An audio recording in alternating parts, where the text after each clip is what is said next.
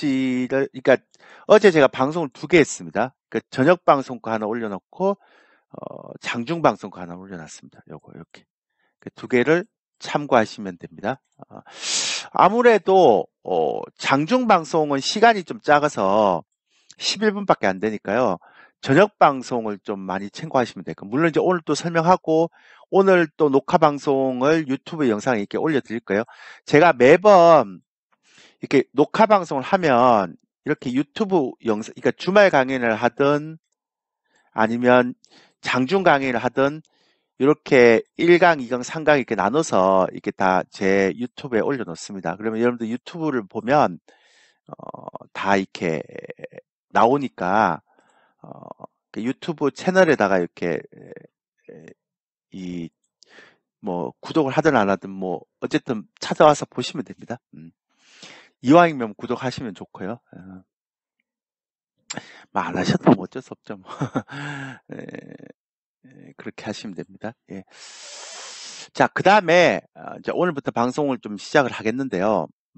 많은 분들이 어제 나스닥이 좀 떨어져서 그런지 굉장히 걱정을 좀 많이 하시더라고요. 근데 일단 제가 유튜브는 됐고 좀 이따 말씀드릴게요. 일단은 제가 일단 먼저 얘기를 좀 드리자면 걱정하지 마세요.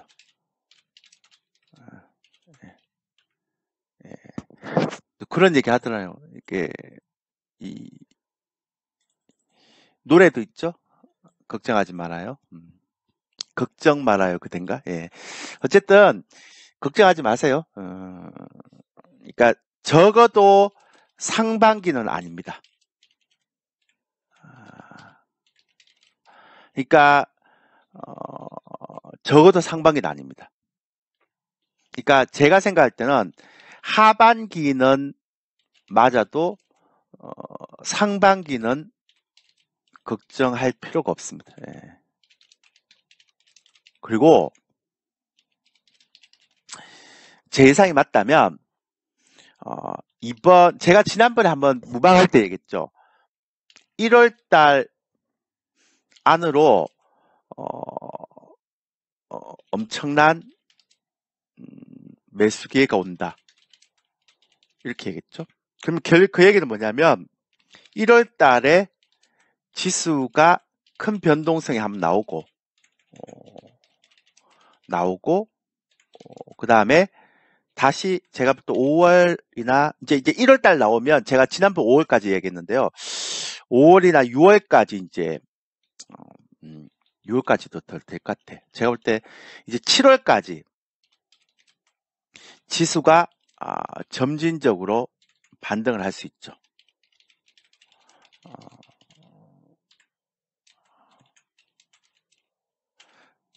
그러니까 1월 달에 지수가 큰 이제 하락 변동성이 나오면 이번에 아마 시작된 것 같긴 한데 근데 큰 하락은 아닌 것 같고요. 제가 볼 때는 많아봐야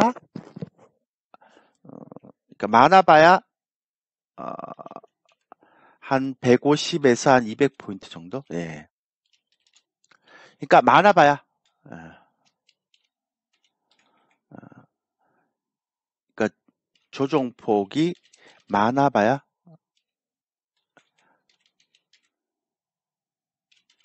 150에서 200포인트 정도.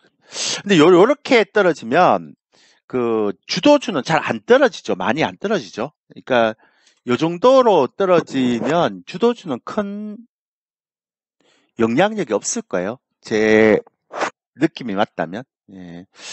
그래서 이번에는 생각보다는 많이 안 떨어질 거예요. 예. 그러니까 이거는 3000선 기준으로 오늘 기준이 아니고 많아봐야 150포인트에서 한 200포인트 정도 조정이 나올 것 같다. 이렇게. 그 다음에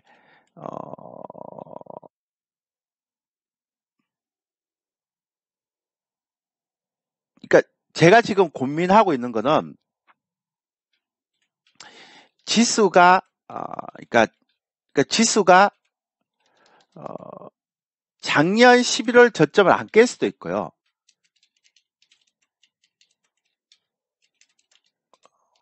만약에 깬다고 해도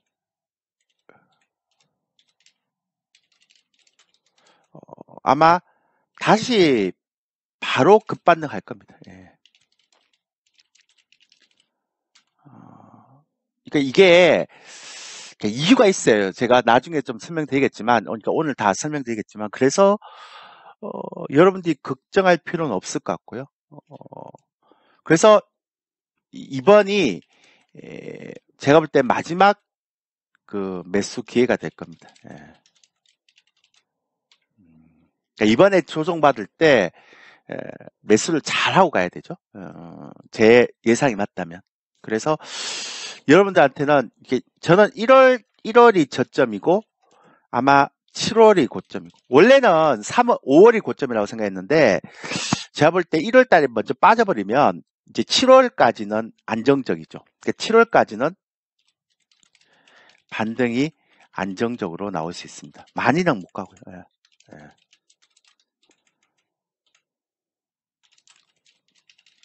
그래서 현재 지수대는 이렇게 보면 돼요. 근데 일단 이건 제 예상이고 이제 이번에 지수가 떨어질 때 한번 봐야죠. 어떤 흐름으로 갈지는 제가 한번 여러분들하고 같이 체크를 할게요. 근데 일단 제 예상으로는 그럴 것 같습니다. 이게 많이 떨어질 것 같지는 않습니다.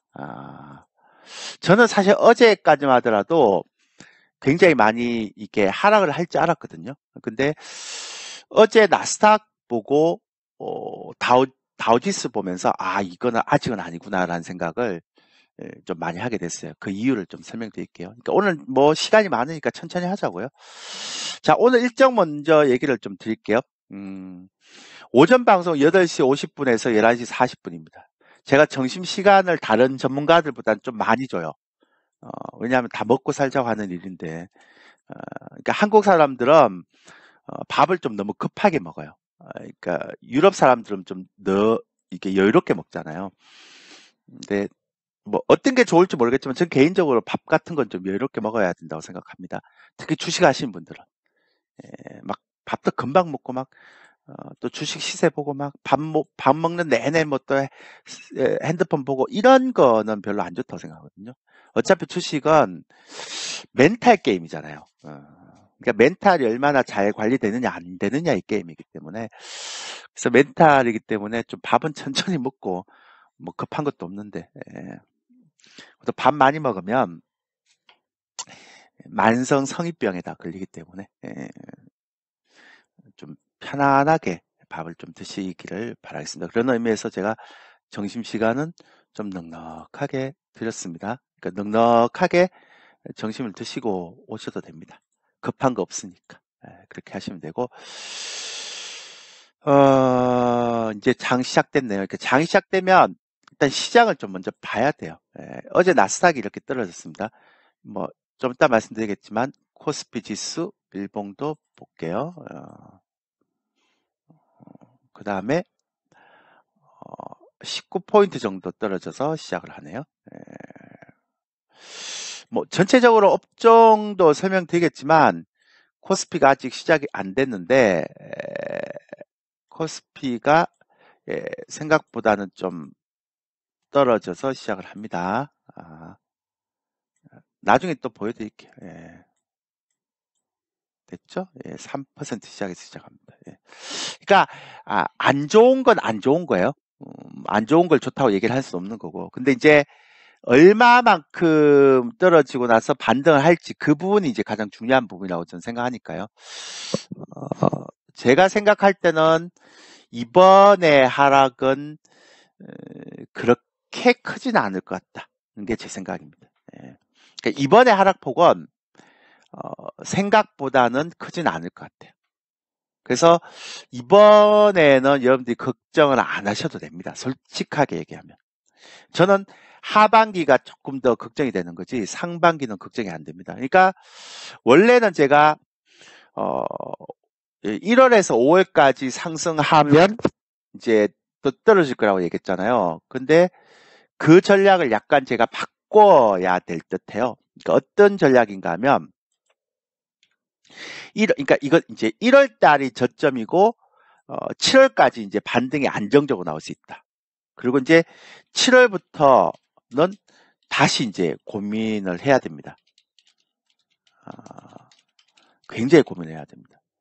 왜냐하면 7월부터 하반기는 제가 볼 때는 여러분이 주식하신 분들은 정말 조심해야 됩니다. 예. 왜냐하면 이게 인플레이션이 만약에 안 잡히면 인플레이션이 만약에 안 잡히잖아요. 그러면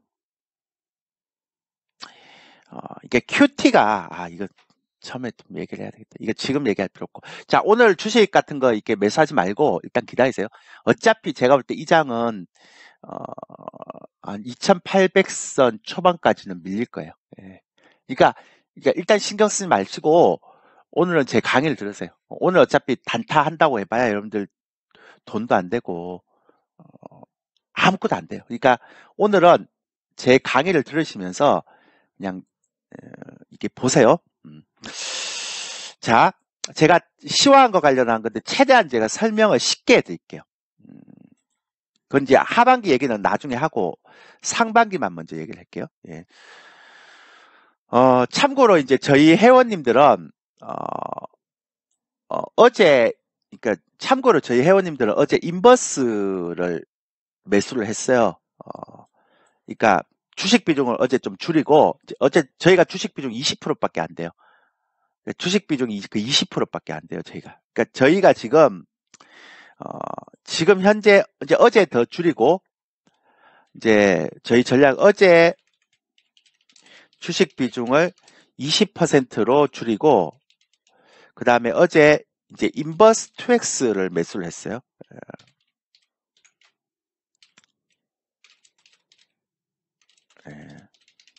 어제 했습니다. 어제. 그래서 이제 저희 이제 회원님들 같은 경우는 그리고 이제 뭐 주식 비중은 예전부터 줄였고요. 그리고 인버스 2X를 매수했습니다. 뭐 안 믿기실 수도 있어요. 그러면 제가 이런 거 전 잘 못해요. 왠지 자랑하는 것 같아요. 그러니까 원래 시장 떨어지는데 막 이런 거 자랑하면 이렇게 욕 먹잖아요. 그래서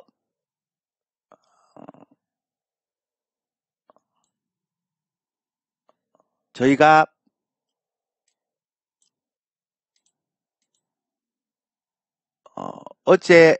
어제 다 이뤄진 거죠. 그저께부터 시작해서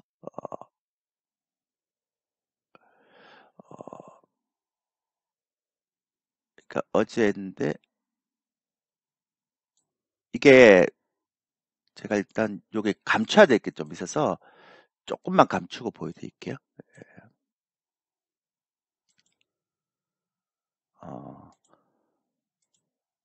그러니까 주식 비중은 저희가 지금 거의 20%대예요. 20%. 제가 비중만 좀 감추고 얘기할게요. 그래서 그러니까 저희가 요렇게 어제 보냈거든요. 문자를. 오늘 제가 저장을 해야 되겠다. 예. 저장을 하고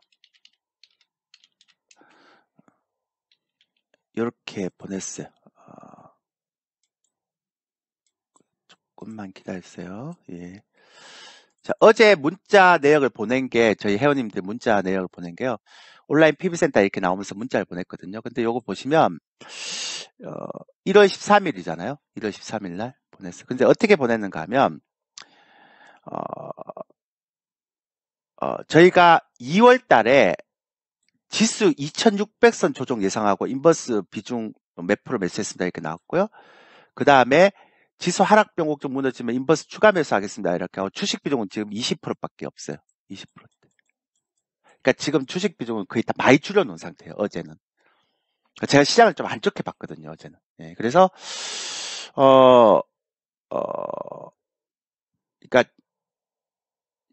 저는 2600선까지 어제는 예상하고 봤는데, 그러니까 어제 이제 저희가 비중을 많이 줄여놨는데 어제 제가 나스닥하고 다우하고 보면서 2600선 오바다 이렇게 생각했죠. 그러니까 1월 저점이 이렇게 작게 하락하면 작년 11월 달 저점이 안 무너질 것 같고 어제는 사실은 좀 저희가 이제 주식 비중은 계속 줄여왔는데 어제는 정말 줄이고 싶어서 줄이고 인버스까지 이제 저희가 같이 이제 그걸 했죠. 이렇게 보시면. 근데 이제 1월 저점 작게 하락하면, 그러니까 1월 달에 작게 하락하면 작년 1월 저점이 안 무너질 것 같고요. 저는 많이 하락해도 2700선 중후반이면 바닥을 잡을 것 같다 이렇게 생각합니다. 근데 지금 생각에는 뭐 이렇게 지수라는 게 또 그 상황을 가서 봐야 되잖아요. 근데 저는 어느 정도 가능성을 좀 높게 보는가 하면 작년 11월 저점이 안 무너지든지 아니면 무너져도 그냥 한 2800선 초반에서는 저점을 잡을 것 같고 이번에는 이제 많이 그러니까 이렇게 되면 이제 가는 종목들은 계속 가야 안 빠질 수 있다고요. 또 시장에 보면 다 빠지는 게 아니에요. 그러니까 안 빠지는 종목들이 꽤 많잖아요. 지금 보면. 그러니까 이런 식으로 흘러갈 수 있기 때문에 괜찮다고요. 그리고 또 하나는 그리고 정말 많이 빠져도 그러니까 정말 많이 하락해도 2700선 중후반까지가 저점이고 그리고 7월까지는 반등이 제가 볼 때 한 3200선까지는 나올 수 있다. 이렇게 저는 생각을 하고 있는 거죠. 그래서 아마 비중을 좀 줄여놨는데 그러니까 한 30%대 지금 비중을 갖고 있어요. 인버스도 갖고 있고 이렇게 해치를 해놓고 매수를 해야 되니까요. 그래서 이제 제 개인적인 생각이라면 이번에 이제 시장이 어차피 제가 볼 때는 1월 달에 지수가 저점을 찍고 이제 아마 7월까지는 이제 조금씩 반등이 나올 거예요. 그렇다고 해서 막 대형 주장세는 아닌 것 같고 제가 볼 때는. 그래서 이제 그런 부분이 있으니까 여러분들이 좀 전략을 좀 잘 짜셔야 될 것 같고요. 그 다음에 제가 왜 1월 달이 바닥이라고 생각하는가 하면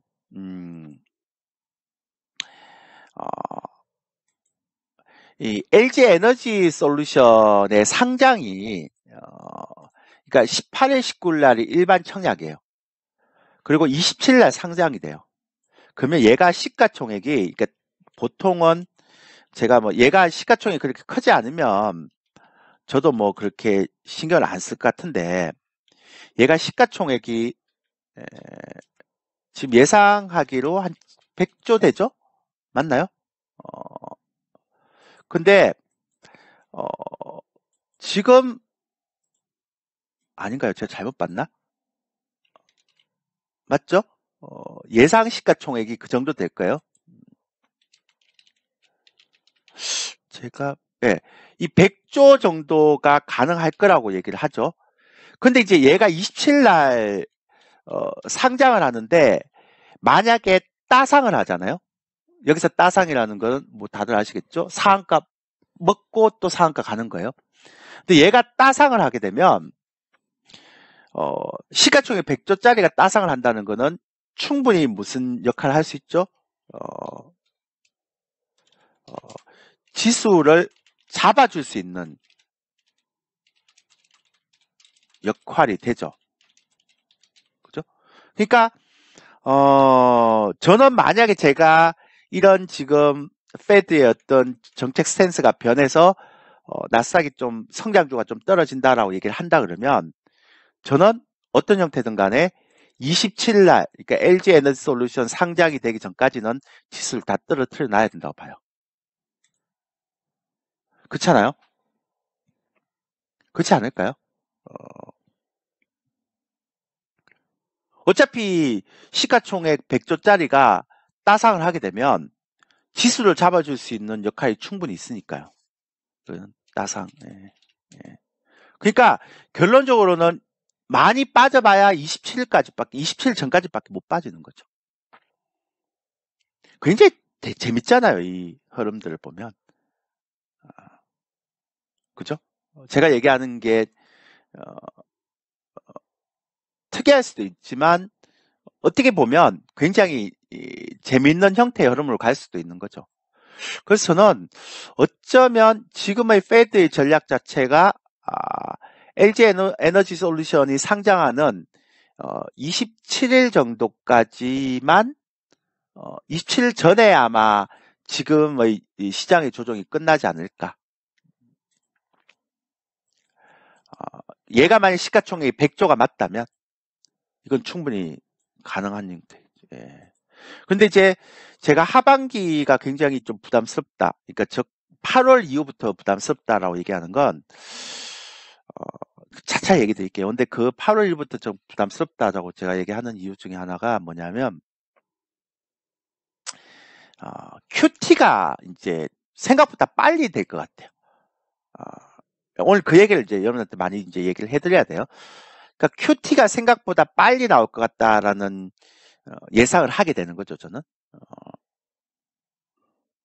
그러니까 QT가 뭔지 알죠?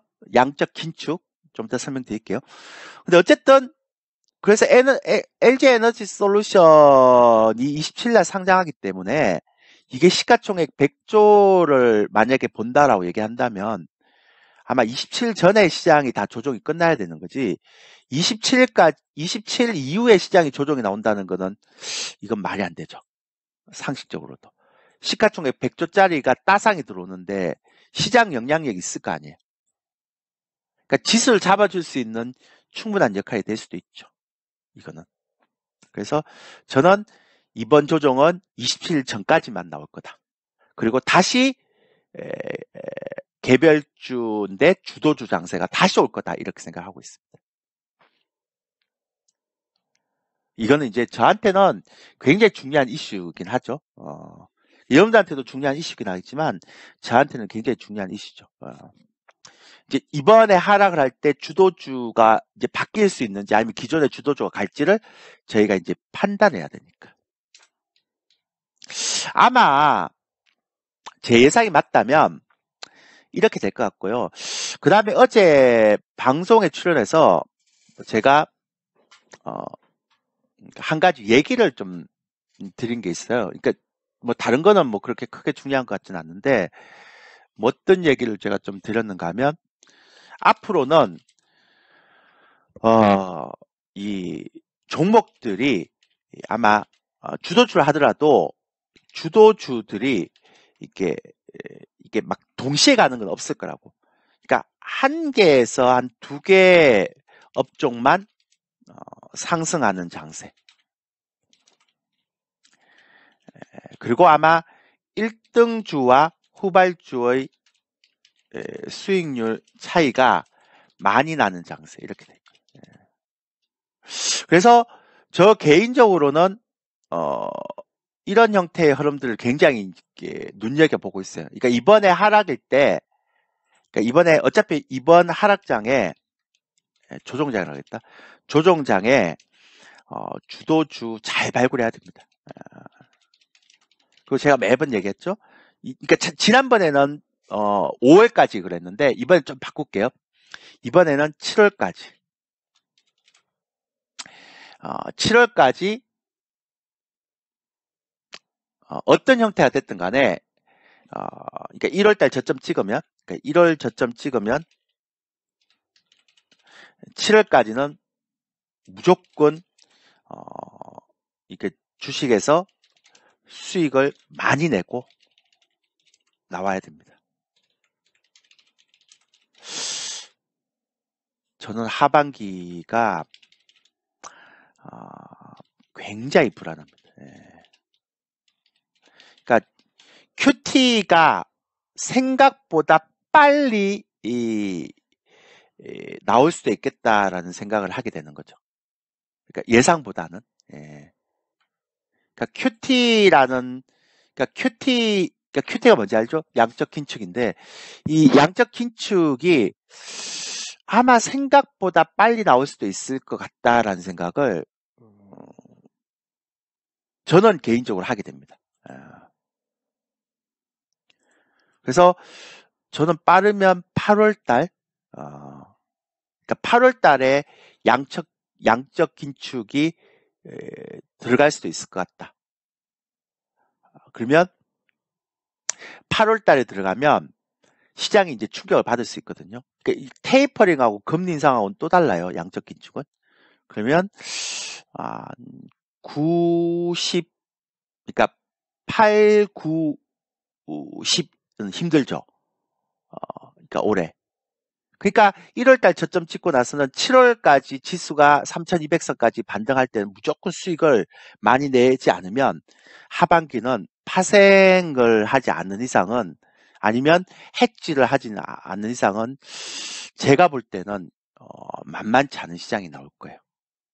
전 1년간의 시나리오를 웬만하면 다 짜놓고 제가 가고 있는데, 제 예상이 맞다면 그럴 가능성이 굉장히 높다 보입니다. 일단은. 예. 그래서 이번에 저점 찍으면 무조건 주도주 사서 수익을 많이 내놓고 가야 돼요. 뭐 이유야 막론할 거 없어요. 제가 볼 때는 이번이 마지막 기회예요. 예. 그렇게 생각하시면 되고요. 그래서 이제 제가 이제부터 본격적으로 이제 설명을 드릴게요. 오늘부터 시작해서 이제 본격적으로 제가 이제 설명을 드리도록 하겠습니다. 이제 시황부터 얘기해야죠. 이제 어제 미국의 소비자 물가 지수가 발표가 됐어요. 무지막지하죠. 7%. 네. 그러니까 이거는 전월 대비해서도 올라갔지만 작년 이맘때 대비해서는 벌써 이 정도 올라갔죠. 근데 생각보다 안 꺾이잖아요. 그러니까 예전에는 연준이 나 긴축할 거야, QT 할 거야, 돈 풀 거야, 뭐 이렇게 얘기했으면 생각해 보세요. 인플레이션 꺾여야 되잖아요. 근데 인플레이션 안 꺾여요. 절대 안 꺾여요. 왜 그럴까요? 왜 그런 모습들이 나올까요? 왜 그럴까요? 이번에 인플레이션 나올 때 보니까요. 7%가 딱 나왔는데 되게 재밌는 것 중에 하나가 중고차 가격이 전월 대비해서 플러스 3.5%가 딱 올라왔어요.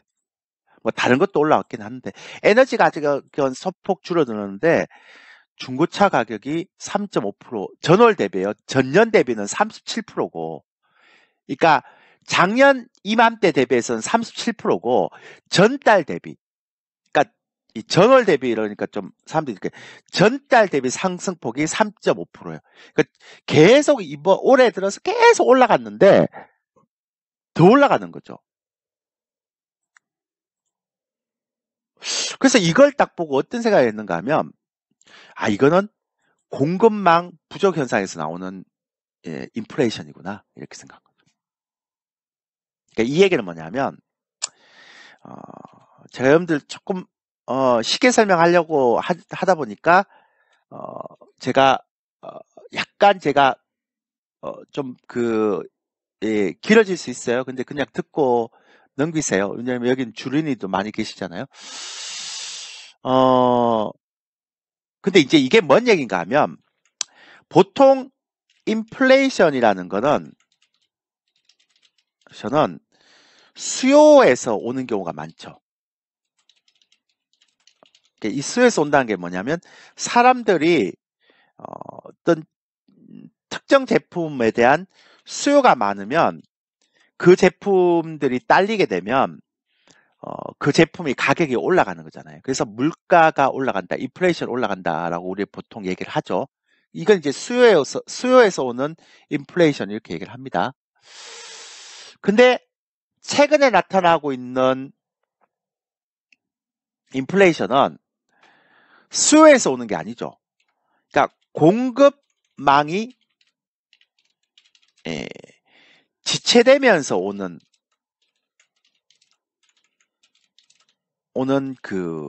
인플레이션입니다. 이게 무슨 얘기인가 하면 어제 소비자 물가 지수에서 중고차 가격이 3.5%가 상승했다는 건 이게 차량용 반도체가 공급이 안 되면서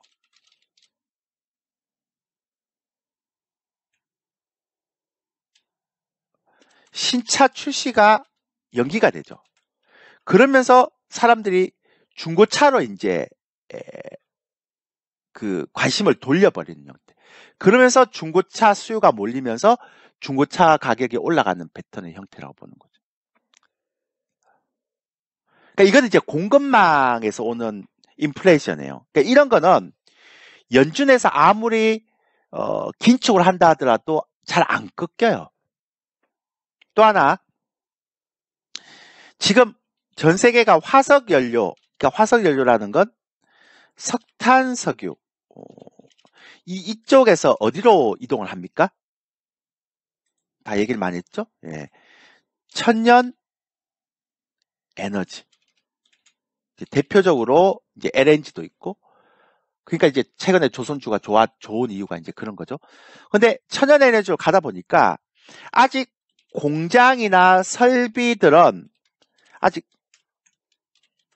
화석 연료를 사용하는 공장들이 많은데, 그러니까 빨리 탄소 배출권처럼 글로벌 에 있는 그 정책 자체가 환경 규제 정책으로 굉장히 빠르게 바뀌어 버리니까 여기서 또 이 중간에 있던 어떤 과도기에서 나오는 공급에서 나오는 그런 어떤 병목 현상 때문에 또 에너지 가격이 올라가는 거죠.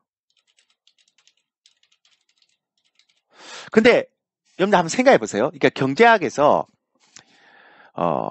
우리가 가만히 생각해 보면 재밌는 게 한 두세 가지가 나와요. 그러니까 뭐냐면 우리가 보통 인플레이션 그러면 수요에 따른 인플레이션을 우리가 많이 봤지, 공급망이 이렇게 병목되면서 나온 인플레이션을 우리 혹시라도 여러분들 기억에 경험한 적이 있나요? 경험한 적이 있으면 저한테 한번 얘기해 보실래요?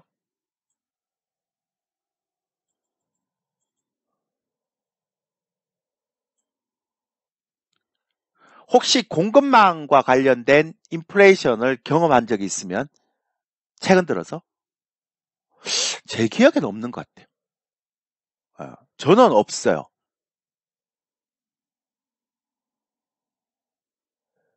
지금 제가 왜 이 얘기를 드리는가 하면 공급망에 의해서 이게 인플레이션 나오는 거는요.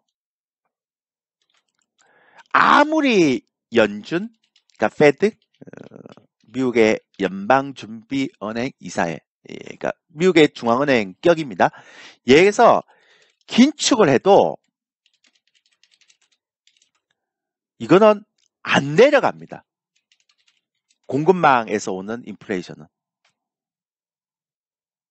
그러니까 이거는 해결점이 뭐냐면 시간이 지나야 돼요.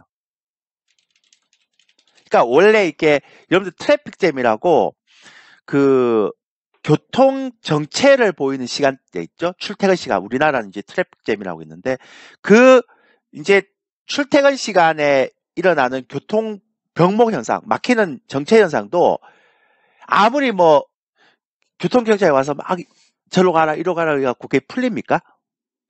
안 풀리잖아요. 그럼 어떻게 해야 돼요? 출퇴근 시간이 지나야 되죠. 지만 이게 이 정체가 풀립니다. 그러니까 이 공급망에서 오는 인플레이션은 절대 풀 수가 없어요. 연준이 긴축을 해도 안 내려가죠. 그러니까 어제 이제 연준의 신임 부의장도 이제 되게 강력하게 얘기하잖아요. 물가에 대해서. 그렇게 얘기할 수밖에 없는 게 안 내려갈 수 있으니까. 그래서 연준이 생각을 해본 거예요. 파월이 생각을 한 거죠. 그러면 지금의 인플레이션이 더 올라가는 건 잡아야 되고, 일단 더 올라가면 큰일 나니까요. 경제에 문제가 생기니까. 그런데 공급망 인플레이션은 이거는 기본적으로 못 잡잖아요. 이거 어떻게 잡아요? 못 잡지. 그러니까 파월 의장이 가만히 생각해 보니까 그러면 인플레이션이 더 올라가지 못하는 부분이 뭐가 있을까를 가만히 생각하는 거예요, 파월이. 근데 이거 공급망에서 오는 건 못 잡겠는데 내가 잡을 수 있는 물가가 있을까를 보니까 하나가 있네. 최근에 급등하는 임금. 그러니까 임금은 잡을 수가 있겠어요. 왜? 왜 그런 생각했을까요? 최근에 파월이 이제 청문회를 하거나 연설을 할 때 이 얘기를 했어요. 뭐냐인가 하면 어쩌면 정확한 제가 워딩을 얘기할게요. 어쩌면 자산 가격의 상승이 고용시장에 영향을 미치고 있는 거일 수도 있다. 같다. 이렇게 얘기해요. 이거는, 이게, 그러니까 일부 연준의 의원이 이런 얘기를 했으면, 오케이, 뭐, 그럴 수도 있죠. 뭐, 당신 생각? 이렇게 얘기하고 넘어갈 수 있어요. 근데, 연준의 의장이 이런 얘기 했다는 건 시장에서 이거를 그냥 받아들이지 않아요. 정말 그런가? 라고 의심을 하죠. 그럼 파월이 왜 이런 얘기를 했을까요? 파월이 누군지 아시죠? 이게 우리 주린이들이 많아갖고 제가 미국의 연준 의장입니다. 이번에 재선됐죠? 법률가 출신입니다. 경제통이 아닙니다. 그런데 이제 왜 이렇게 얘기를 했는가를 보면 우리는 델타 변이하고 오미크론 때문에 미국의 사람들이 무서워서 그래서 직업을 이렇게 그러니까 찾는 것을 연기한다고 생각했죠. 근데 그 파월 의장도 그렇게 생각을 했나 봐요. 예전에는. 근데 파월 의장이 이번에 좀 다른 생각을 하기 시작했어요. 뭐냐면 어쩌면 그게 정답이 아닐 수도 있다. 뭐냐면 이거는 이게 미국의 주식 시장과 부동산 시장이 올라가니까 미국의 맞벌이 부부들이 한 명은 그냥 애들하고 같이 시간을 보내고 그 다음에 나머지 한 명만 직업을 가지고 일을 하는 그런 여유를 보낼 수도 있다라는 생각을 하는 거죠. 그러니까 파월이 그렇게 생각한 거예요. 그러다 보니까 기업들은 점점 이 사람이 필요한데 생각보다 이런 생각을 가진 사람들이 많아버리면 사람들이 직업을 구하는 시기를 늦출 수 있잖아요. 그럼 어떤 일이 벌어지는가 하면 임금은 계속 올라가죠.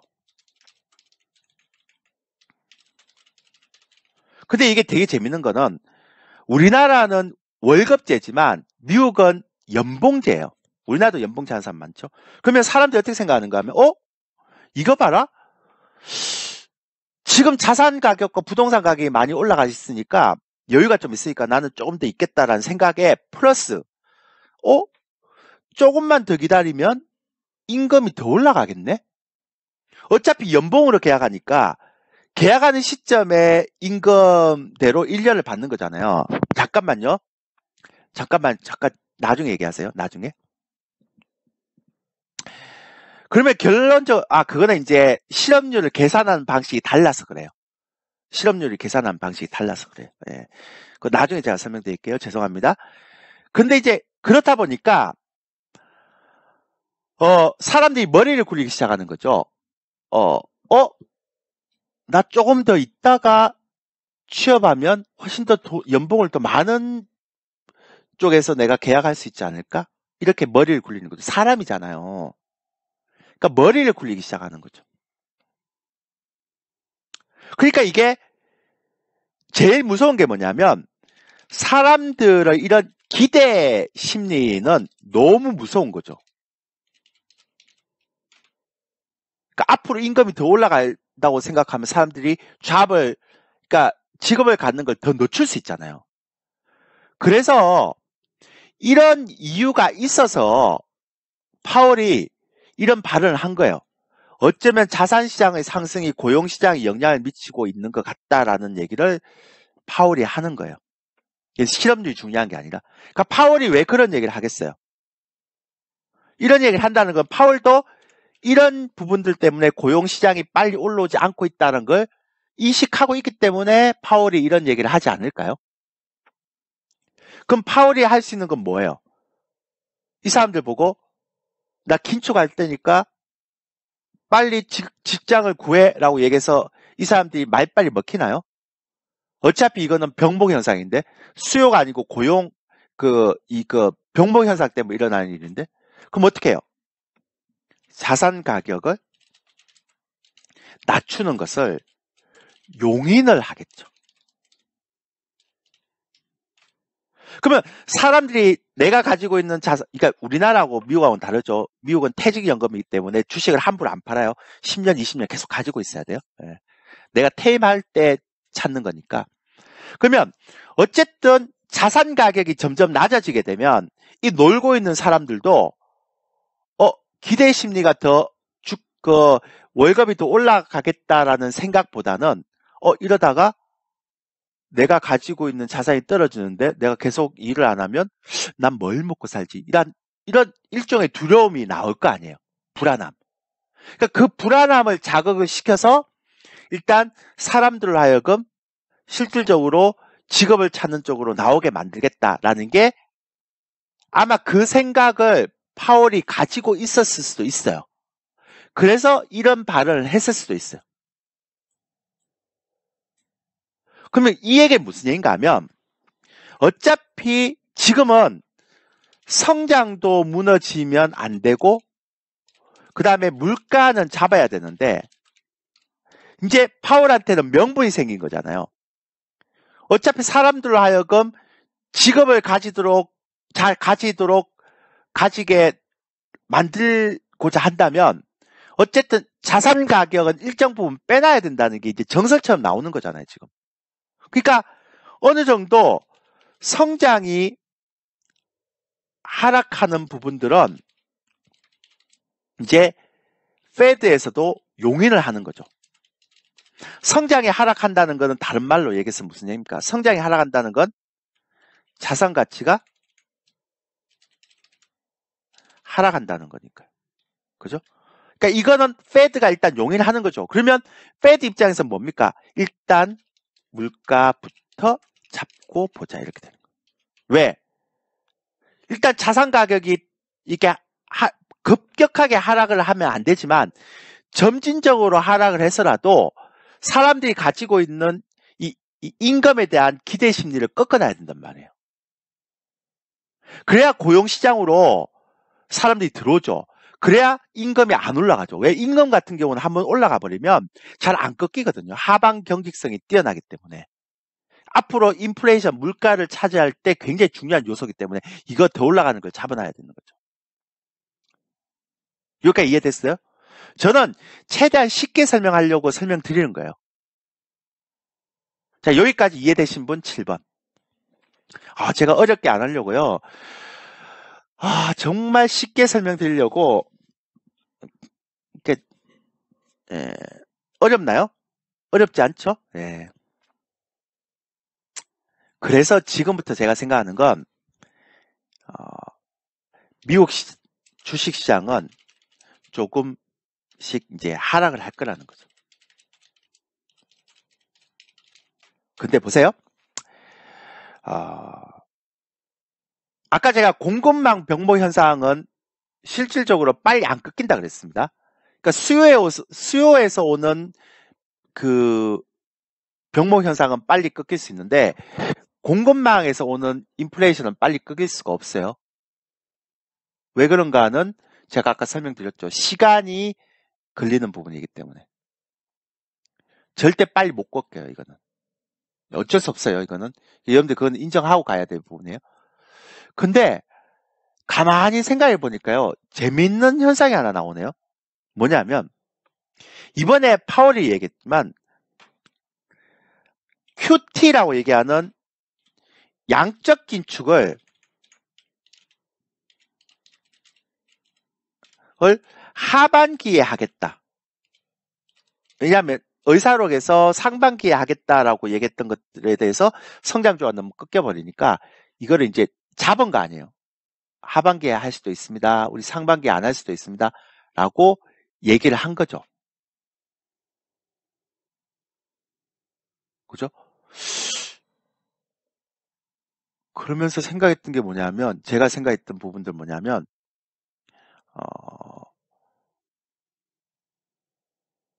이거? 파월이 어쩌면 하반기에는 공급망 병목 현상이 해결될 수도 있겠구나.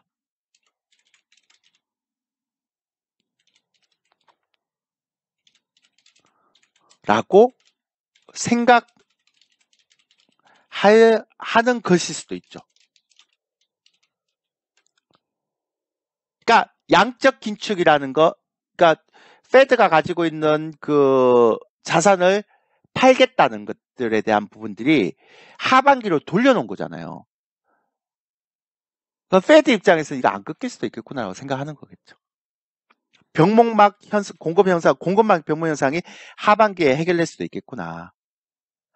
그래서 그때는 물가가 좀 해결되면 QT를 하더라도 문제가 덜 생기잖아요. QT하는 그 규모도 줄일 수 있으니까. 제가 이 얘기를 파월이 하는 걸 딱 보면서 어떤 생각이 드는가 하면, 그러면 상반기에는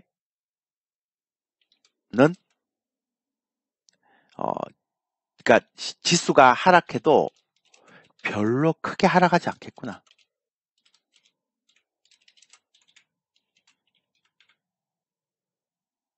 그러니까 하반기가 문제겠구나.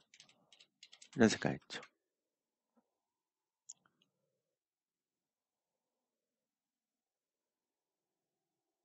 결론은 아까 제가 말씀드렸죠.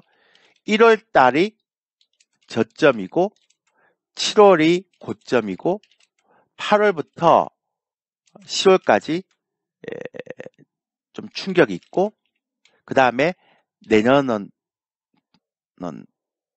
다시 좋아지죠. 왜냐하면 하반기부터 공급망 병목 현상이 꺾여버리면 물가가 떨어지잖아요. 그러면 페드가 생각하는 형태처럼 이제는 금리를 인상시키든 아니면 QT를 하든 간에 금리보다 성장률이 더 빨리 나오면 훨씬 좋은 거니까.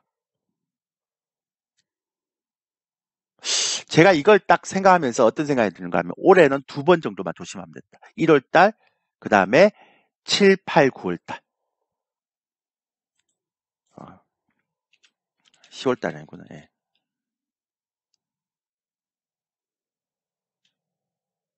그러니까 7월까지 반등. 그 다음에 7월달에서 9월달 사이에 큰 충격. 그 다음에 내년까지 쭉 좋아지는 거. 그러니까 상반기보다 하반기가 더 좀 부담스러울 수밖에 없다. 그러니까 모든 구조에 보면. 그러면 저는 인버스 같은 거 이런 거 파생 같은 거 이런 거 만약에 여러분들이 본격적으로 하려 그러면 1월 달에 했어야 되고요. 그 다음에 본격적으로 하면 7, 8월 달에 해야 되는 거죠. 물론 이제 변동성장이 있으니까 뭐 해도 상관없겠지만, 예. 그리고 1월 달에 좋은 주식 사서 7월 달에 다 매도하고 수익 실현해야 됩니다.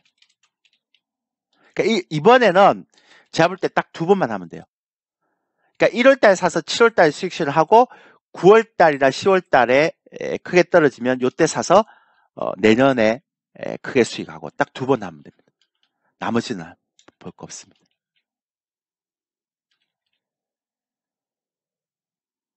그러니까 떨어지는 시점에 변곡점을 들어가서 딱 보면 돼요. 근데요. 그럼 지수가 이렇게 얘기하면 대표님 그럼 1월 달에 뭐 크게 문제가 없겠네요. 뭐 대표님이 그렇게 얘기하면 뭐 1월 달에 지수 떨어지면 뭐 2800선 초반, 2700선 후반 정도 떨어지면 뭐 오케이 사면 되겠네요. 뭐 주식할 거 없네요. 이렇게 생각할 수 있죠. 과연 그럴까요? 과연 그럴까요? 제 예상이 맞다면 이런 긴축의 시대에서는 절대로 주도주가 많이 나오지 않습니다.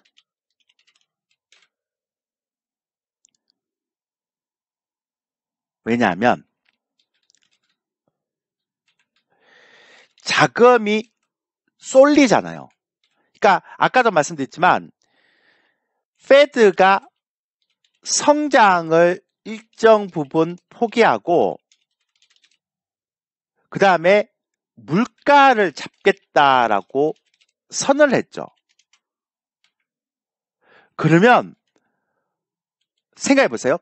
이 얘기를 한다는 거는 이머징 시장에는 엄청난 타격이 오죠.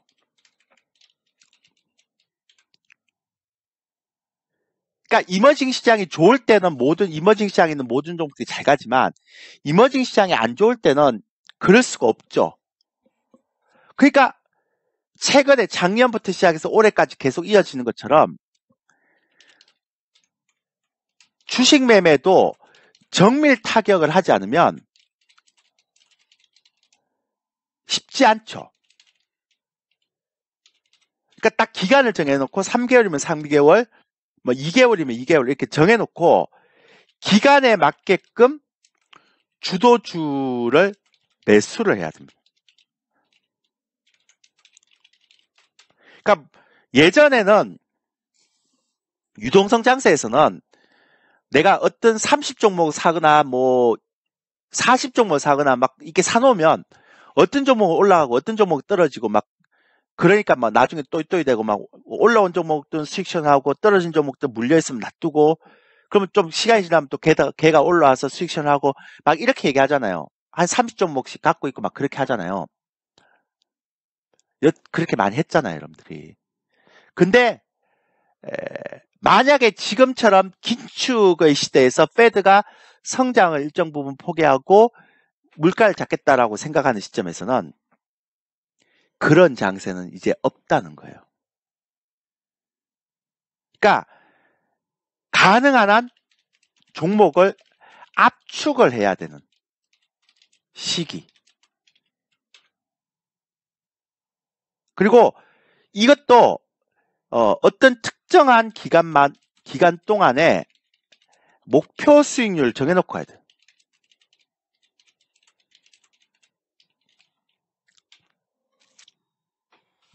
그러지 않으면 어쩌면 굉장히 부담스러울 수 있는 그런 어떤 그 전략이 될 수도 있는 거죠. 그러니까 이걸 이제 전문 용어 얘기하면 제가 뭐 좋아하는 얘기는 아니지만 많이 쓰는 얘기로 희망 고문을 당할 수 있는 시점이 올 수도 있다. 결국 희망 고문이라는 생각, 그러니까 그 흐름으로 인해서 여러분들이 굉장히 부담스러울 수 있는 부분이 있다라고 생각하는 거죠. 그래서 지금은 종목들도 정밀 타격을 해야 됩니다. 그게 딱 맞춰서 가야 될 부분이 필요하죠. 아니면 정말 쉽지 않을 수 있다는 생각이 들어요. 그래서 1월달까지 해서 7월달까지는 딱 제가 6개월이잖아요.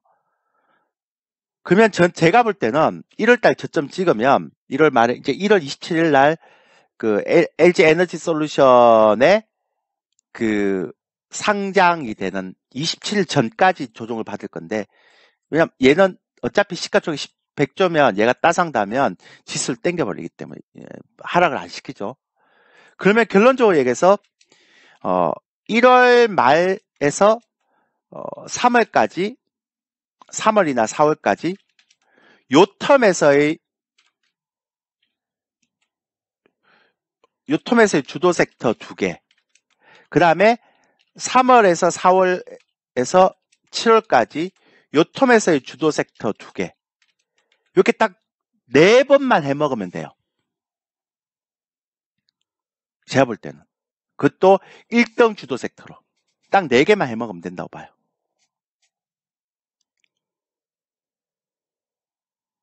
그러니까 다른 종목들을 여러분들이 갖고 있든 안 갖든 그거는 여러분들의 사정이고, 제가 볼 때는 딱 요거 2개입니다.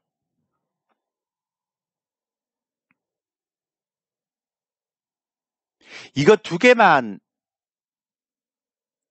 정밀 타격하면 여러분들 올해 장사는 다 한 거예요. 저는 그렇게 봐요.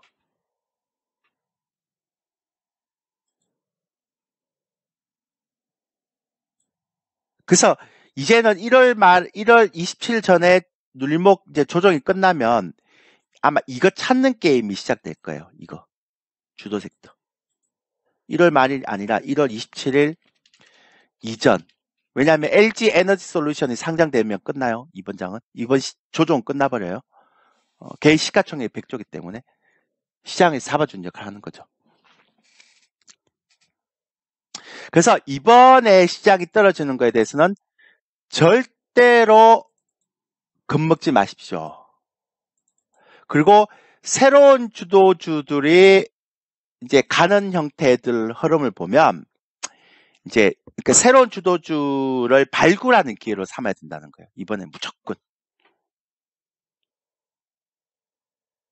이거는 뭐 제가 봐도 거의 아마 맞을 것 같아요. 저는 이 시황에 자신이 있어요.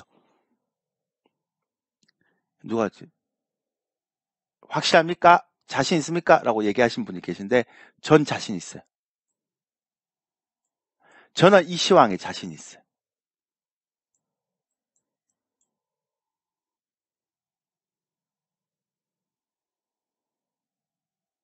아마 이 기간이 약간 틀리더라도 전체적인 틀음은 맞을 거예요. 네.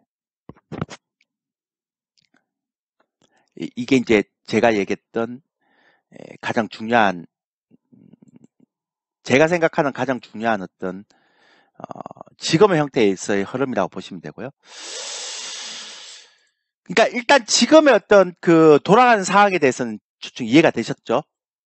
그래서 제가 얘기했던 거 보면 지금까지 설명했던 게 다 이런 거예요. 어제 방송에 얘기했던 거. 그리고 그러니까 LG 에너지 솔루션이 상장되는 27일까지는 아마 기관의 수급의 공백 상태에 부정적인 영향도 많이 미치겠죠. 저쪽으로 다 몰려버리니까 일경이 몰렸다 그러잖아요. 일경이. 그러니까 LG 에너지 솔루션을 보면서 제가 느낀 건 딱 2가지인데요. 하나는 뭐냐면 시장에서 이게 지금 피해가야 되는 시점이니까 시장에서 큰 수익을 낼 수 있는 섹터가 참 없구나. 이게 자산 시장이 하락하는 거를 파월이 용인을 해버리는 시장이니까 참 시장에서 기관이나 외국인들이 큰 수익을 내는, 특히나 이머징 국가에서 큰 수익을 내는 그런 섹터 대상이 참 없구나라는 걸 느꼈고요. 2번째 제가 느낀 건 뭐냐면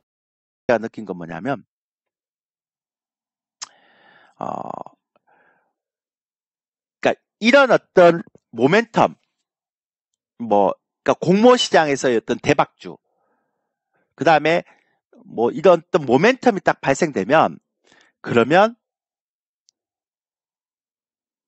이쪽으로 자금이 굉장히 많이 몰리겠는구나. 이게 제가 생각하는 올해의 주식시장의 가장 큰 트렌드라고 생각합니다. 그러니까 모든 종목이 가는 게 아니라 딱 정해진 섹터와 정해진 형태의 흐름들, 그러니까 테마에 맞는 형태의 섹터들만 가는구나라는 생각을 하게 되는 거죠. 이게 올해의 트렌드죠. 그래서 올해는 막 30종목씩 40종목씩 갖고 있는 거는 제가 볼 땐 정말 안 좋은 방법 중에 하나예요. 그건 아예 올해 시장에서 주식 수익을 포기했다라고 공개적으로 천명하고 있는 거하고 똑같은 거예요. 특히나 올해는 QT도 하고 금리도 인상하고 이제는 테이퍼링 같은 건 이제 얘기도 안 하잖아요. 그러면 올해 같은 경우는 재무제표가 안 좋은 종목들 있죠. 그런 종목들은 이자 비용도 못 내는 정도의 흐름이 나오기 때문에 아마 굉장히 힘들 겁니다. 그래서 예전에 왜 개별주, 잡주 이런 종목도 있죠. 막 실적 안 되는데 막 급등하는 종목들, 이런 종목들 거의 힘들 거예요.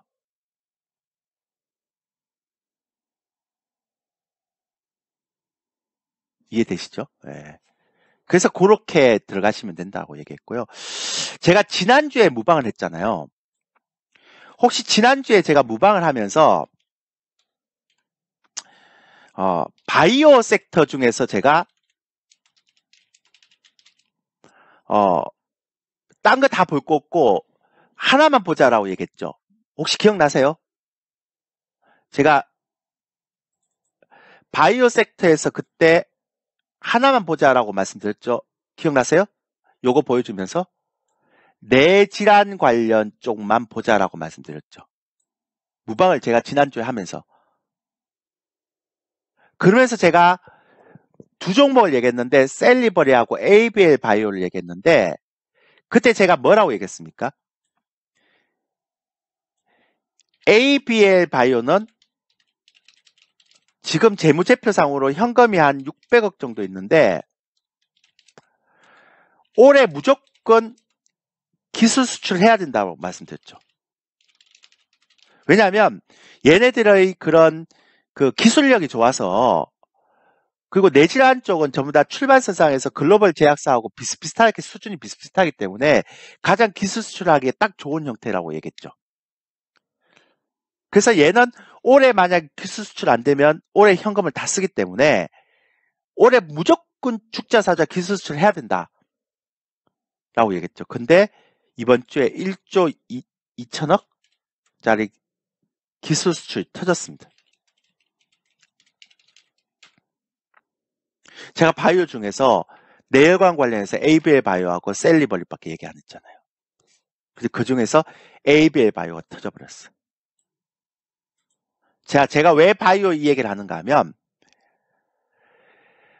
다른 바이오들 거의 못 가요. 셀트론 지금 18만 원이에요.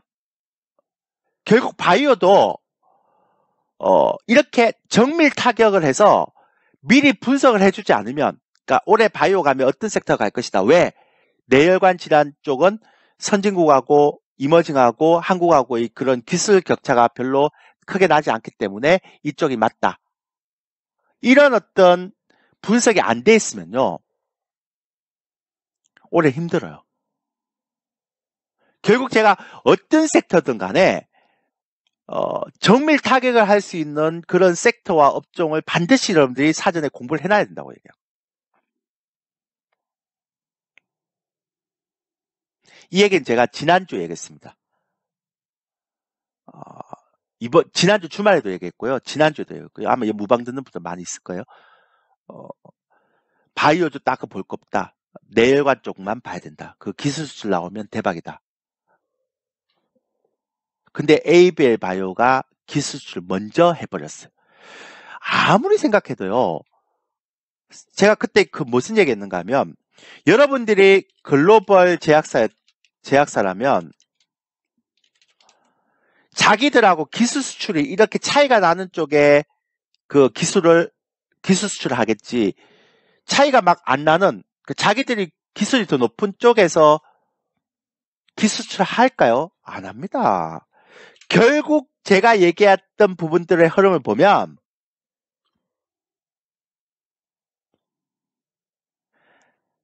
항암, 당뇨 이런 것들은 안 하죠. 걔네들이 기술이 더 높은데. 그러니까 내열관 쪽에서 내열관이라는 쪽은 지난주에 얘기했던 것처럼 한국하고 글로벌 제약사하고 이 기술의 격차가 거의 없어요. 그러면 글로벌 제약사가 할 수 있는 건 딱 하나밖에 없어요. 기술 수출하는 거죠. 기술 수출을 라이센스 아웃을 해서 놀라운 얘기를 해줄게요. 라이센스 아웃을 해서 우리의 좋은 기술을 개발시켜서 걔네들의 신약을 만들든지. 그러니까 이게 우리가 신약을 만들면 좋은데 신약이 만들 때 돈이 많이 들잖아요. 그 신약을 못 만드는 거야. 그래서 기술 수출을 해서 개발해서 신약을 만들든지 아니면 라이센스 아웃을 해서 경쟁 기업, 그러니까 신약을 만들 수 있는 경쟁 기업을 미리 죽여버리는 정책을 쓰는 거예요. 그래서 라이센스 아웃을 하는 거예요. 그 기술 수출 한다고요. 그러니까 어떻게 보면 에이비엘 바이오가 기술 수출을 되게 많이 했다라고 막 엄청나게 부러워하고 막 그렇게 하잖아요. 그 이면을 뜯어보면 글로벌 제약사가 에이비엘 바이오를 죽이려고 하거나 아니면 얘네들이 기술력이 되니까 얘네들 기술을 올려갖고 자기들이 신약을 개발하려고 하는 거예요. 그러니까 결국 에이비엘 바이오는 신약 포기한 거죠. 돈이 없으니까. 현금 600밖에 없으니까. 올해 기술 수출 안 하면 얘들 부도 나거든요. 그러니까 저는 이걸 보면서 어떤 생각을 하는가 하면 한국의 셀티론 같은 기업들이 자꾸 고집 부리지 말고 그냥 에이비엘 바이오 같은 이런 그런 정말 엄청난 글로벌 제약사들의 신약과 차이가 별로 안 나는 이런 것들을 차라리 애로하는 데 써야 된다고 생각해요. 물론 이제 서정진 회장도 다 이유가 있었겠지만 결국 치료제 개발한다고 쓴 돈에 가지고 에이비엘 바이오와 같이 해서 뇌혈관 질환 쪽을 들어갔으면 얼마나 좋았을까.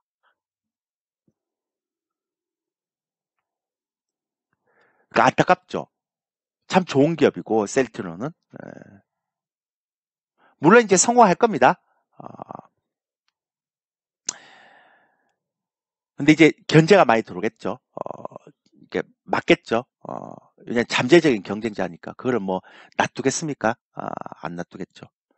지금 셀트론 상황을 보면서 제가 느낀 거 뭐냐면 역시 한국에서 신약을 개발할 때는 글로벌 제약사들의 반대가 만만치 않겠구나. 정말 쉽지 않겠구나. 라는 생각을 정말 많이 하게 되는 거죠. 그래서 이제 에이비엘 바이오가 터지고 다음번에는 셀리버리가 터지지 않겠나 싶어요. 제가 볼 때는 제가 이게 저 바이오도 공부 많이 하거든요. 전 진짜 공부 정말 많이 합니다. 근데 어쨌든 바이오에서 보면 셀리버리하고 에이비엘 바이오 딱 두 개가 지금 뭐 대부분 다 이 프로젝트를 보면 대부분 다 이게 두 개가 가장 선두에 있어요.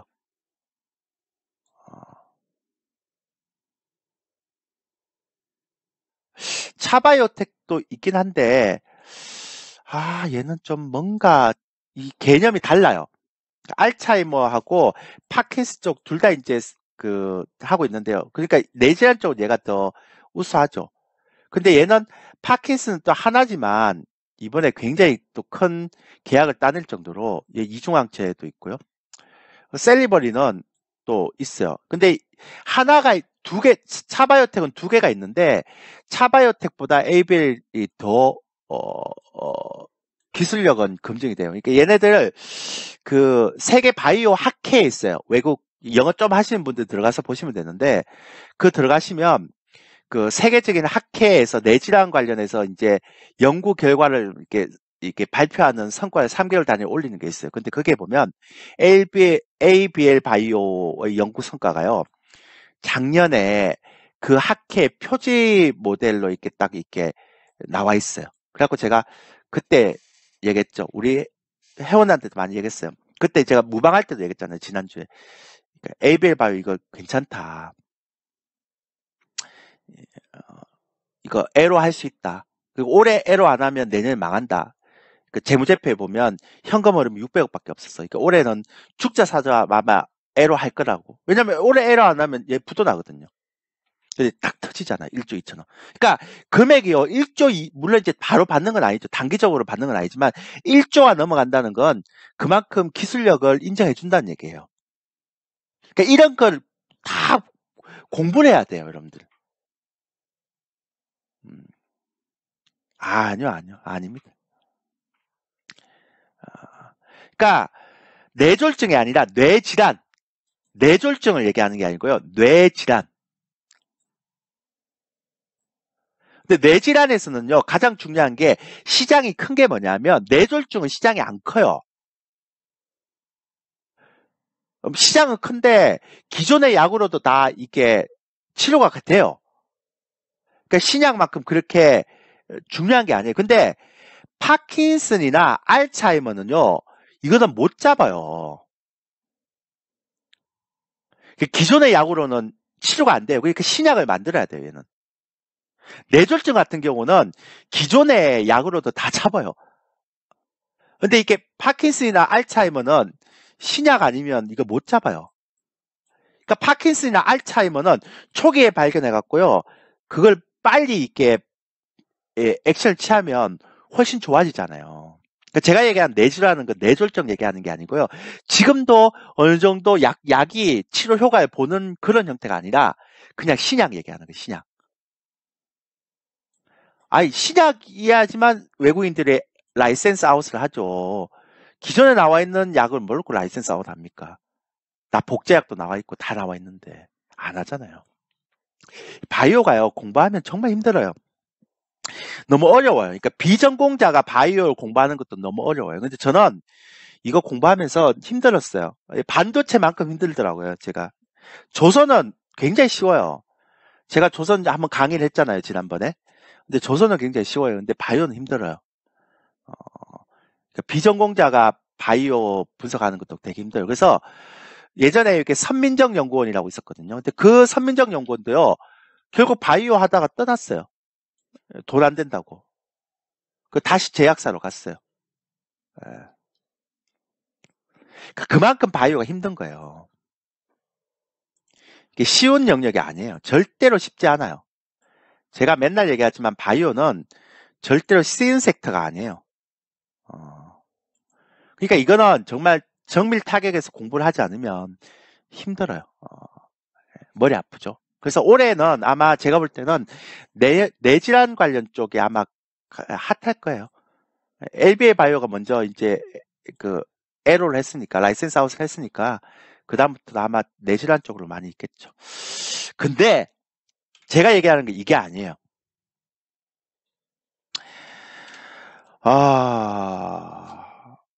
제가 자세히는 얘기를 못 하겠지만, 제가 지금 이번에 이제 시장이 조정받고 나면 제가 이제 주도주를 살 거 아니에요. 제가 이번에는 보통 이제 1월달 되면 두 가지가 있어요. JP 모건 헬스케어 컨퍼런스가 있어요.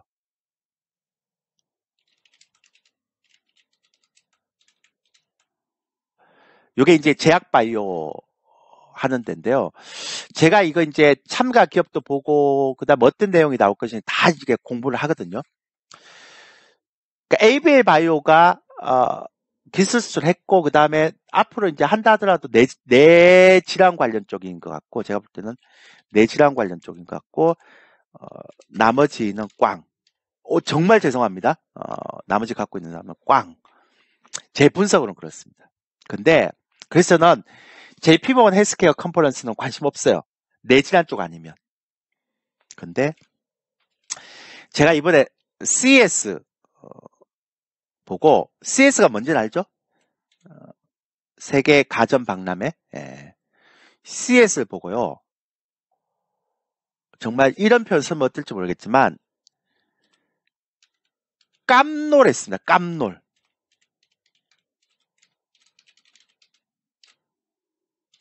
정말 깜짝 놀랐습니다.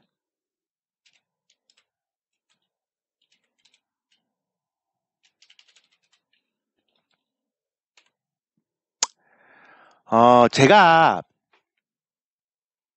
뭐 자세히는 얘기 못 하겠지만, 저희가 이제 저희 회원님들이 주도주를 사서 이제 먹어야 되니까 이런 것들을 이제 무방에서 공개하는 건 좀 안 되죠. 그거는 뭐 상도적이 있는 거니까. 예, 돈 내고 한 사람하고 안 내고 한 사람하고 차이가 있으니까요. 근데 제가 힌트를 드리자면, 제 예상이 맞다면 올해 7월까지 주도주는 아마 올해 CES 아마 테마가 갈 것 같습니다. 그러니까 이 중에서 이제 종목을 골라야 되겠죠. 그리고요,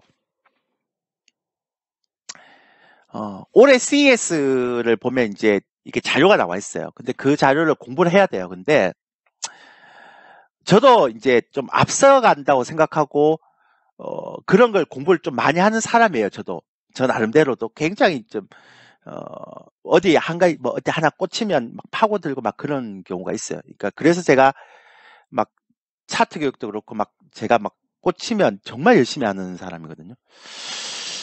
근데 제가요, 올해 CES를 보면서 어떤 생각이 드는가 하면, 이거 대박이다.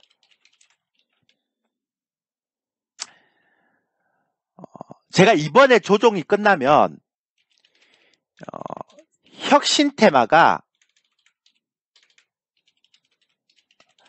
다시 상승할 것 같아요.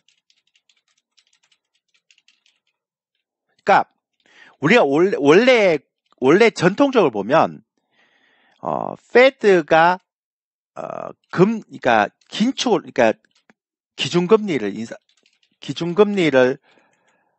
인상하고, 이것도 제가 설명을 좀 드려야 되는데, 기준금리를 인상하고, 그 다음에, 기준금리를 인상하고, 그 다음에, QT를 하고, 그러니까, 양적 긴축 하는 거죠. 제가 요 강의만 끝나고요, 이번에 여러분한테 제가 교육을 하는데 그 교육을 다 가입하라고 얘기할 거예요. 그러니까 묻지도 따지도 말고 왜 가입해야 되는지 제가 설명드릴게요. 근데 요거 하면 원래 성장주가 매력이 없다고 아마 생각할 겁니다. 저도 그렇게 생각했어요. 이번에 왜 긴축 얘기하니까 성장주가 다 떨어졌잖아요. 근데요,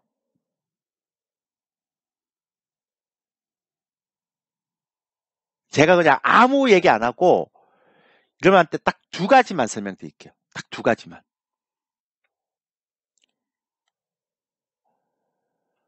저는 이 공식이 깨질 것 같아요.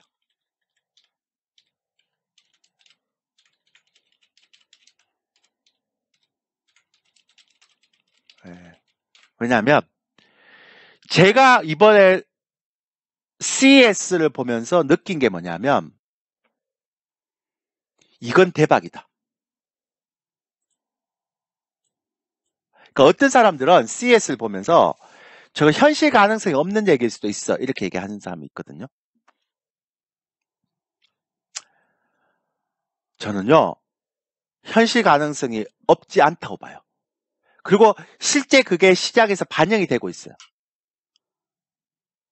저는 지금 놀라운 경험을 하고 있거든요. 제가 지금 내일 제가 교육을 합니다. 내일 교육을 합니다. 그러니까 내일 제가 교육을 하는데 요거 일단 제가 설명드릴게요. 그러니까 이번에는 제가 교육을 하는데 제가 지금까지 보지 못했던 금액으로 48만 원을 교육하는데 제가 이거 한번 들어보세요. 제가 광고하는 거 아니에요. 그러니까 48만 원에 이제 제가 합니다. 제가 77만 원 이하로 받지는 않았어요. 지금까지. 이게 ARS가 바뀌었나요? 아, 맞죠. 4535 맞죠? 예. 근데 여기다가 이번에 제가 USB를 넣어요. 그러니까 뭐냐면 기존에 USB를 주는 게 아니고 제가 내일 강의할 내용을 그대로 USB에 담아요. 제가. 이 광고 아니니까 잘 들어보세요. 광고를 얘기하려고 하는 게 아니에요, 지금. USB, 그러니까 내일 강의가 너무너무 좋은 강의가 될 거예요. 제 생각에는. 아마 기대하셔도 돼요. 그리고 내일 강의가 좋다 그러면 교육 듣고, 그 다음에 저희가 교육 듣고, 5주를 더 줘요. 이 5주에서는 이제 직접 종목 추천하고 포트폴리오를 구성할 수 있는 그런 기회죠. 이론 교육을 하고. 그렇게 해요. 그리고 제가 뭐 이런 거 다 지금 얘기했는데요. 뭐 신고가 이렇게 다 얘기했는데 제가 다 바꿀게요. 그러니까 48만 원인데 이거 다 바꿀게요. 그러니까 이런 거 필요 없고요. 내일 제가 교육을 어떻게 할 건가 하면 내일 교육은 이번에 CES 있죠. 그거를 제가 분석을 해서 요거와 관련해서 수혜를 받을 종목 그거를 제가 10종목만 제가 선별할게요. 물론 이제 바이오도 있겠지만 바이오는 제가 내열관지를 다 얘기했고요. 제가 왜 이 얘기를 여러분한테 말씀드리는가 하면 제 예상이 맞다면 대박이에요. 그리고 제가 그 CS를 제가 분석하고 그 종목들의, 그러니까 이거와 연관된 종목들을 제가 시장에서 분석을 해봤어요. 근데요, 진짜 대박이에요.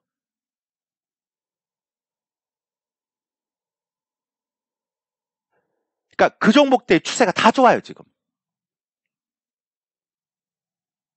감히 제가 말씀드리는데, 내일 교육을 받아서 그러니까 CS 관련 섹터를 분석해서 10종목만 선별해 드리는데, 이 종목이 올해 7월까지 아마 주도주가 되고, 1등주 그룹에서 놀 거예요.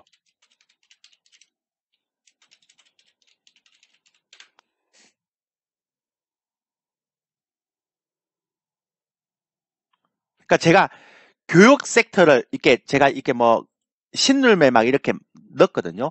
지금 이거 할 때가 아니에요, 지금. 그러니까 제가 웬만하면 이런 얘기 안 하잖아요. 저는 이번에 그러니까 JP모건 헬스케어 컨퍼런스는 내열관절 말고는 없어요. 근데 이번에 CS는 대박이에요, 대박.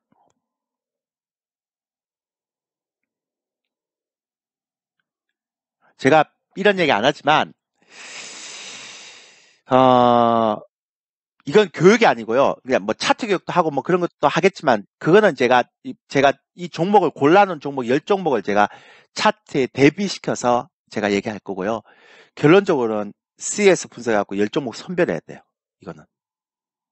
이거 제가 올해 7월까지 주도주 될 것 같습니다. 저는 제가 틀릴 수도 있지만 저는 지금 한 80에서 한 90% 확신합니다. 왜 그런가 하면 제가 7, 8, 그러니까 3월 달까지 대선이라고 생각해서 대선 테마주를 하려고 그랬는데 정책 관련주에 모멘텀이 없어요. 안 움직여요.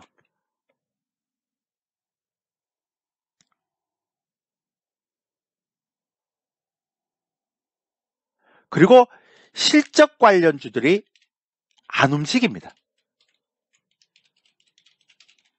이번에 삼성전자 실적 최고치 발표했고요. 심지어는 CES에서 M&A 하겠다는 얘기를 했어요. 근데 삼성전자 주가가 안 움직여요.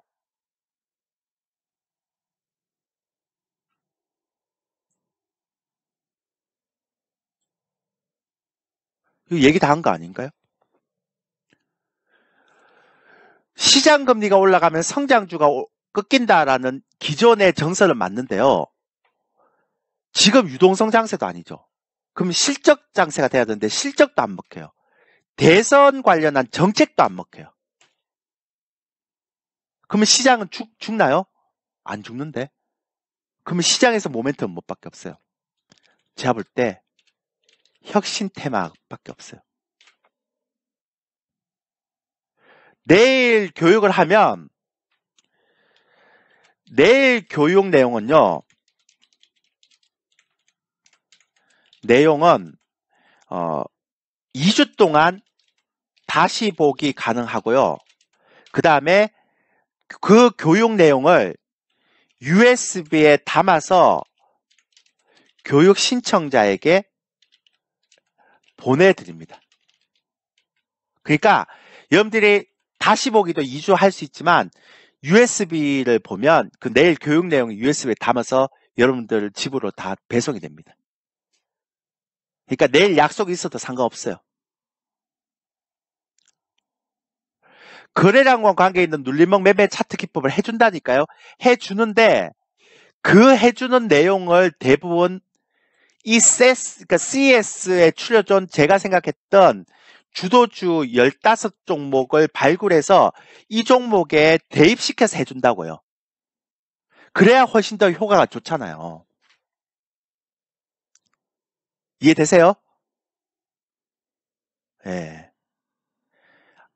그리고 내일 교육을 가입하면 48만 가입하면 5주 동안 제 라이브 방송을 들으면서 그 종목을 같이 매매할 수 있게끔 포트폴리오에 편입해서 같이 매매할 수 있게끔 한다고요.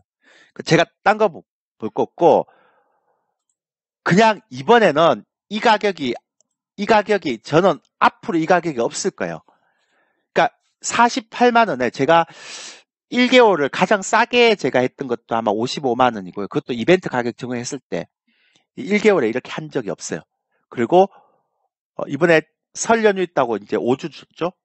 그 다음에 이번에 강의했던 내용은 이게 USB 주죠. 그리고 나중에 이거 정말 좋으면 나중에 쿠폰까지 주잖아요. 5만 하니까. 그러면 결국 43만 원에 결제하는 건데 이게 중요한 게 아니고요. 제가 아까 말씀 홍보 아니라고 했잖아요. 이번에 꼭 들으셔야 돼요. 왜냐하면 CS 관련한 것들이기 때문에 이번에 CS 대박입니다. 대박. 제가 생각할 땐 대박이에요. 이거 CS 만약에 이거 분석해 놓으면요. 제가 예상한 건데 허접하게 하지 말고 제발 분석도. 허접하게 하는 것 정말 싫어요. 그러니까 좀 허접하게 하는 것 좀 안 했으면 좋겠어. 그러니까 허접하게 분석하지 말고 이번엔 좀 제대로 갑시다. 그래서 이번에 제 생각에는 한 15종목에서 20종목만 딱 제가 좀 이따 말씀드릴게요. 예. 매수 매도 문자는 거의 갑니다. 예. 매수 매도 문자 안 줄 수가 있나요? 직장인들인데. 예. 반드시 드려야죠. 그런 거 걱정하지 마십시오. 예. 그리고 자꾸 질문하니까 제가 또 까먹잖아요. 강의하다가. 예. 그러니까 CS 관련 15종목, 20종목, 10종목에서 15종목이요.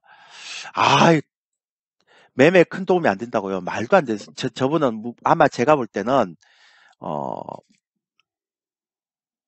진짜 GJS님 없는데 제가 아는 아이디가 아닌데 왜 저런 얘기를 하시지? 제가 했던 아이디가 아닌데. 예. 그러니까 어쨌든 제가 얘기하는 건요. 저런 아이디가 없는데 필명이 누구죠? 어쨌든 제가 얘기하는 건 그게 아니고 이번에 CS 대박입니다.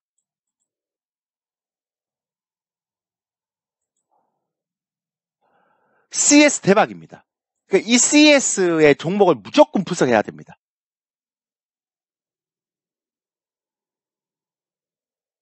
그러니까 제가 얘기했던 형태의 흐름에서 보면 이것만 가지고도 주도주 할 수 있어요.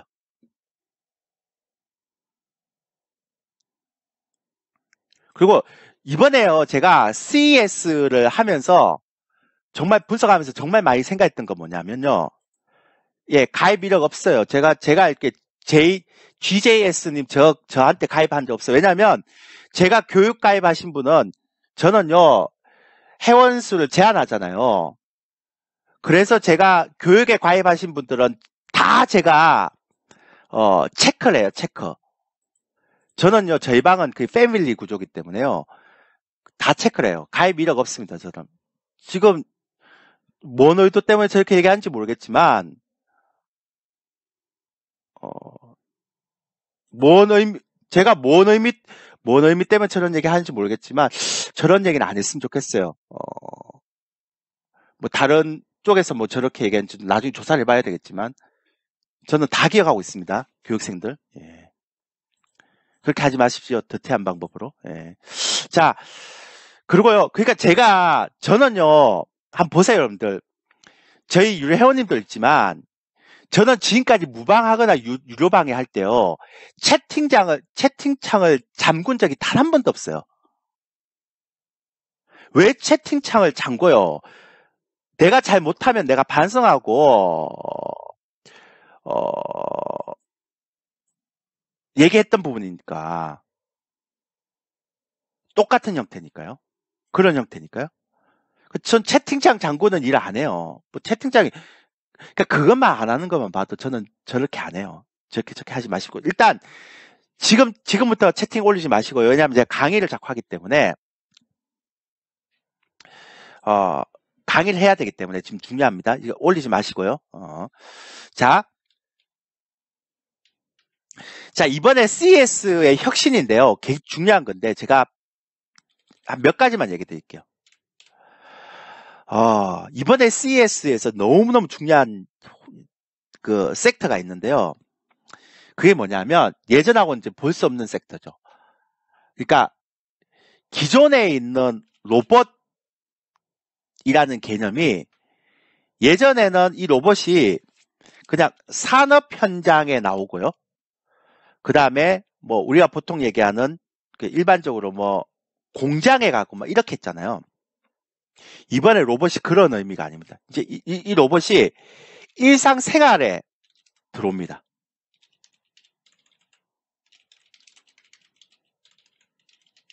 그러니까 여러분도 혹시라도 그거 아세요? 혹시 여러분들 중에 기가진이 아세요? 제가 이게 종목은 얘기 못 해드리고요. 그냥 힌트만 드릴게요. 기가진이 아세요? 기가진이? 왜 진이야 뭐 좀 해줘. 채널 몇 번 틀어줘. 뭐 이런 형태잖아요. 이 기가진이의 인공지능의 수준이 넘어서서 이제는 로봇 인공지능 이 시대가 그러니까 로봇 어드바이저라고 보통 그걸 얘기를 하는데요. 이거를 일반적인 어떤 형태에서 구현되는 게 아니고요. 그러니까 우리가 이제 보통 같으면 로봇이 옆에 있다면 내가 로봇 이름이 만약에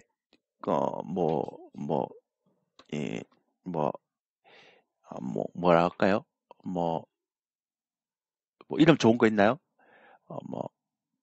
베타야 이러면 베타야 나 커피 한 잔 타줘. 뭐 이런 형태, 그러니까 기가진이가 있잖아요. 기가진이 진이야 내가 오늘 음악 좀 틀어줘. 오늘 날씨가 어때? 이게 아니고요. 로봇이 내 옆에 있는데 로봇이 그러니까 만약 로봇 이름이 좋은 거 없나? 뭐 알파라고 하면 알파야 커피 한 잔 타줘. 이것도 아니에요. 그러니까 이것도 참신한데 이것도 아니고 이게 그러니까 나와 로봇 사이에 매개체가 있어요. 그게 뭐냐면 나하고 로봇을 연결시켜주는 매개체가 있어요. 매개체가. 근데 이 매개체가요. 너무너무 중요한 매개체가 있는데 이 매개체에서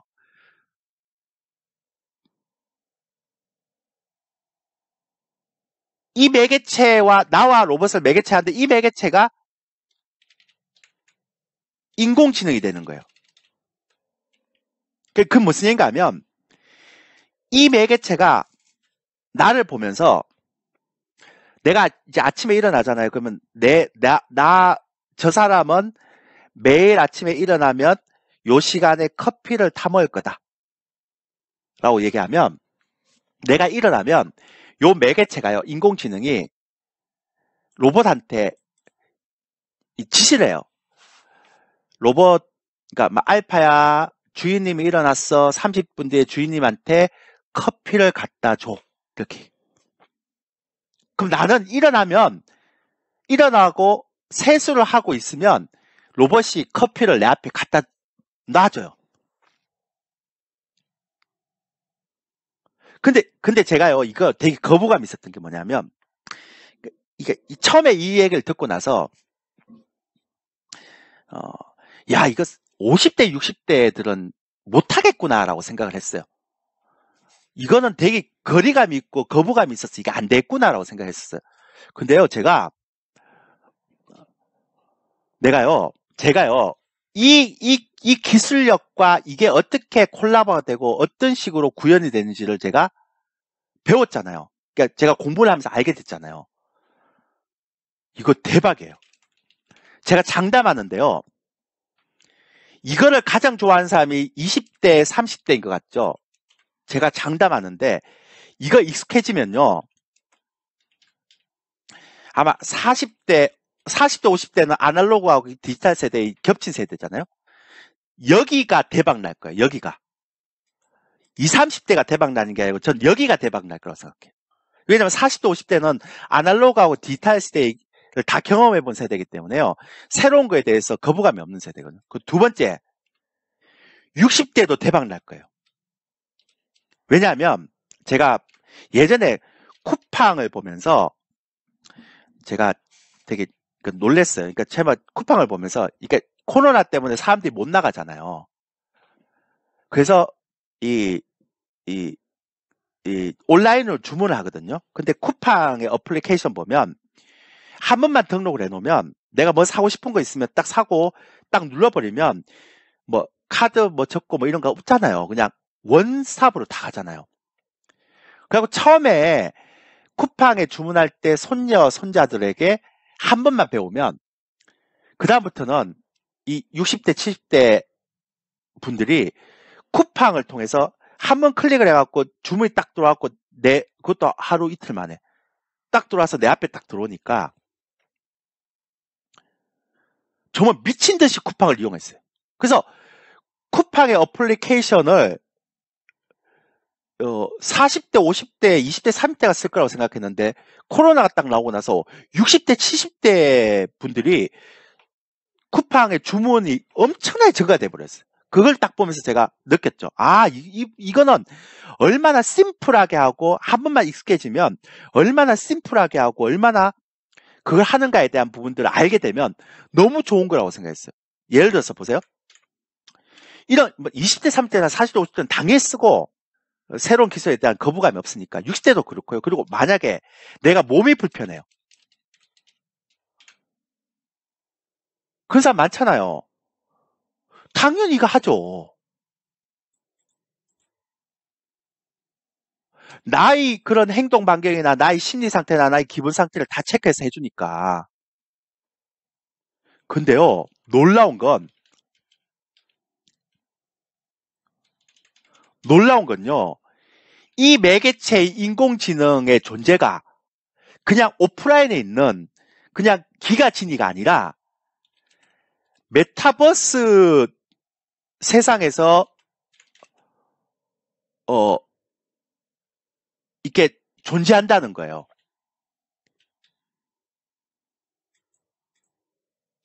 그러니까 이 매개체가 되는 거. 대박이에요, 대박. 제가 이걸 공부하면서 어떤 생각이 드는가 하면, 제가 지금 공부하고 있어요. 그러니까 토요일 날 다 내일 다 얘기해 줄 거예요. 근데, 그러니까 여러분들이 빨리 그 생각을 버려야 돼요. 그러니까 지금에 대한, 지금 여러분들이 시장에서 앞으로 주도주를 잡을 때는요, 기존에 있는 그런 어떤 형태의 건설주 뭐 이런 것들 다 버려야 된다니까요. 그러니까 새로운 세상에 대한 부분들로 들어가야 돼요. 그러니까 NFT나 블록체인이나 이런 것들이, 메타버스 이런 것들이, 그러니까 이게 이제 1차적으로는, 그러니까 뭐 이게 자율주행도 그렇고요, 로봇도 그렇고, 뭐 이런 것들이, 로봇도 그렇고, 이런 것들이 이제 처음에 상승할 때는요, 그냥 아무 생각 없이 그냥 심리로 상승을 했다고 봐요. 1차 상승. 그러니까 1차 상승은 심리로 상승하는 거죠. 근데 아마 제가 이번 조정이 끝나고 나서 2차 상승이나 3차 상승은 이제 뭐로 가